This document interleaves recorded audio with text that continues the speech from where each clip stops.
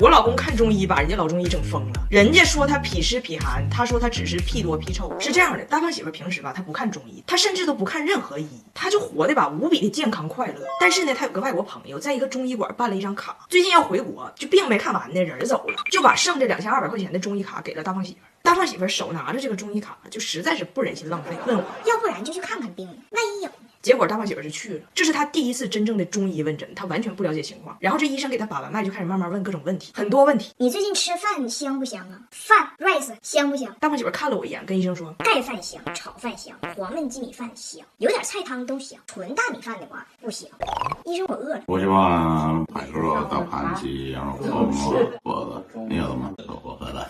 还行。然后医生问：你爱吃重油重辣的东西吗？大胖媳妇说：看菜，毛血旺我喜欢重油重辣的，但你说像小龙虾哈，我其实喜欢五香的。不伤的手风扇，好吃。真香。然后问了众多问题之后，医生说：你呀，应该是痞湿痞寒。大胖媳妇看着医生，尴尬的说：我只是屁多屁臭，我极少遇到屁湿的情况。他那个痞湿非常严重，我都是脾肚脾臭，脾肚脾臭。然后医生就觉得他有点毛病，然后大胖媳妇也觉得医生有点毛病。都聊到这儿了，大胖媳妇问我：这医生也太唠嗑了，唠20分钟了，啥问题都问，他咋还不看病？我才明白，这个中医问诊时候讲究这个望闻问切，就是问很多问题来了解你的身体情况，而不是像西医是靠测血呀、排片。这些大胖媳妇她完全不知道，她以为看病一直都没有开始，只是遇到了一个很义的医生，在看病之前想跟他先交个朋友。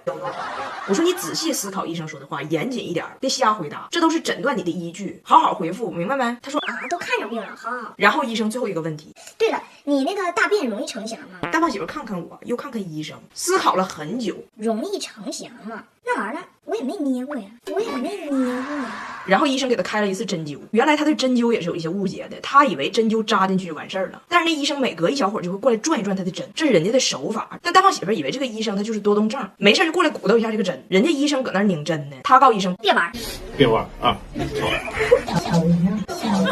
回家我发现真给他疼够呛，裤子都湿了。我说你赶紧把衣服脱下来，我给你洗洗。咱家最近新换的三星 AI 爱神，有更聪明的 AI 泡泡镜，能感应衣服面料来出泡，洗得更干净，还能省70%能耗，食品级蒸汽除菌，洗完就烘，干干爽爽，超薄嵌入设计，不占地方，容量更大，颜值还高。医生给出的治疗方式有3个，3管齐下，一是针灸，2是食疗。医生说回家之后15片黄芪炖1只鸡，连吃10天。大胖媳妇听成了每天1片黄芪炖15只鸡，连吃10天。大胖媳妇说我觉得我最多一天能吃9只鸡，9只鸡。最后一种治疗是摁肚子，医生说这3种一起治，能改善他的脾寒脾虚。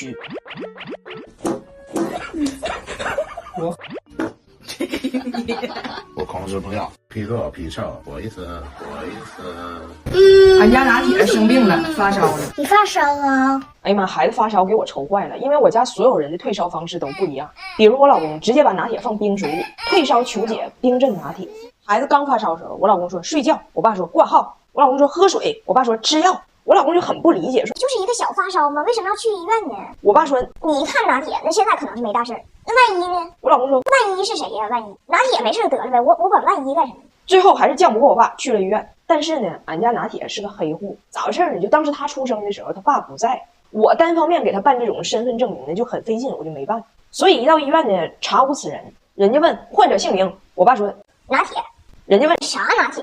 我爸说张拿铁，应该是。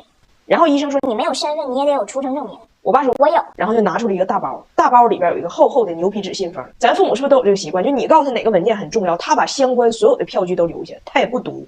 出生证明就1张纸，我爸拿出来一沓，我说爸，这有这么厚呢？人要拿铁出生证明，你把小区的都带来了。我爸一打开，有我的产后开奶指南、产后护理小贴士、月嫂育儿嫂推荐、医院早餐外卖菜单。我老公说爸，你来贴小广告来了，这玩意儿也没用，你咋不扔呢？我爸说那万一呢？我老公说这万一到底是谁呀？万一呀，怎么哪哪都有他呢？最后检查没啥事儿，开了退烧药回家了。结果回家冲突加剧，拿铁的烧都快退了，我家白热化了。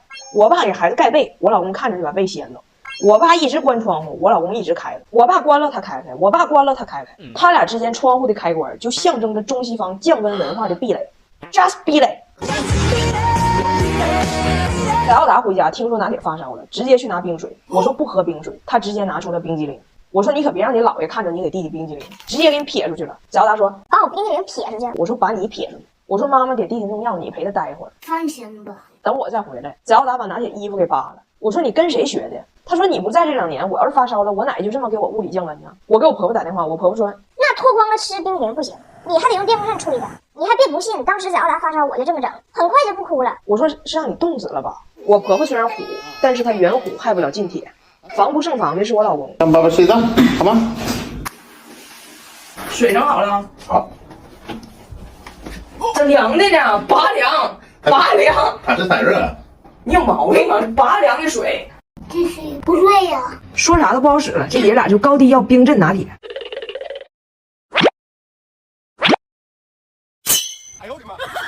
得放冰块。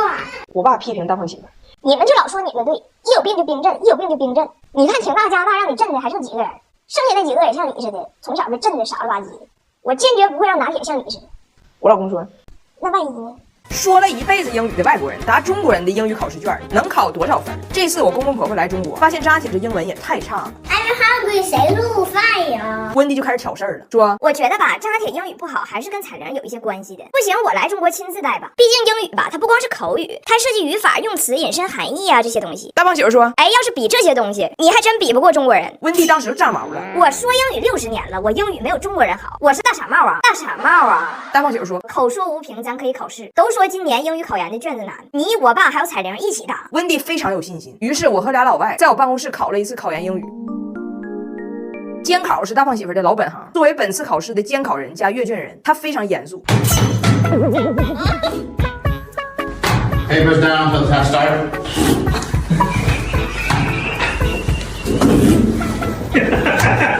然后我们就开始答了。说实话，这卷子真挺难，但我毕竟经历过应试教育的锤炼，我还能对付。我公公婆婆就不一样了，首先完形填空就给干懵了，因为他俩从来就没见过完形填空这个东西。温迪说，这文章说一半非空出一块让我选，那 ABCD 我看都行啊。大胖媳妇说，你如果瞎选，那这文章就看不懂它是啥意思了。温迪说，你一个文章留20个空，谁能看明白它是啥意思啊？然后呢，温迪阅读障碍，阅读的时候必须得读出来。得了。温迪越读越费劲，直接给他家最有文化的小女儿妮蔻打求助电话。时间紧迫，上来就问妮蔻，所以我们能从文章第5段了解什么信息？妮蔻说，那文章第5段讲了啥呀？温迪说，我要是看明白了，我问你呀。温迪越来越绝望，开始想抄袭，但是他不抄说英语的布莱恩，他抄我的。温迪还在坚持，布莱恩答20分钟之后，非说自己要上厕所，憋不住了。大胖媳妇都训斥他爸，一考试你就拉，你纯是个考拉。幸亏监考老师多个心眼出去看了一眼，发现他爸考半道自己打车回家弃考了，人家考拉跑了。当时看他俩那样，我就知道我第一应该是稳了。第一可不是白得的，我们考试也是有奖品的。第1名的奖品我早就挑好了，就是我一直在用的修丽可色修精华里边的特研褪红配方，先观肌肤红敏总开关，再抑制7大泛红因子，什么泛红它都管得了，超1000人褪红测试认证的效果，爱泛红的敏肌1瓶它就够了。经过阅卷老师的仔细批阅，分出来了，温蒂19分，布莱恩32分，我以71分的成绩夺冠，我挺震惊。我说那温蒂怎么能比考拉低呢？考拉都没考完呢。大胖媳妇说，我妈也真是个大傻帽，时间不够了，蒙阅读理解是按照 ABCD 蒙的。 B C D A 0。人家我爸考拉起码还知道蒙题都得蒙一个答案，人全蒙的 B。 Wendy, I feel. 33. 你得满分多少分呀？100分。这外国人英语还不听我呀？让不让你俩报个吧学去了？报个吧学去了。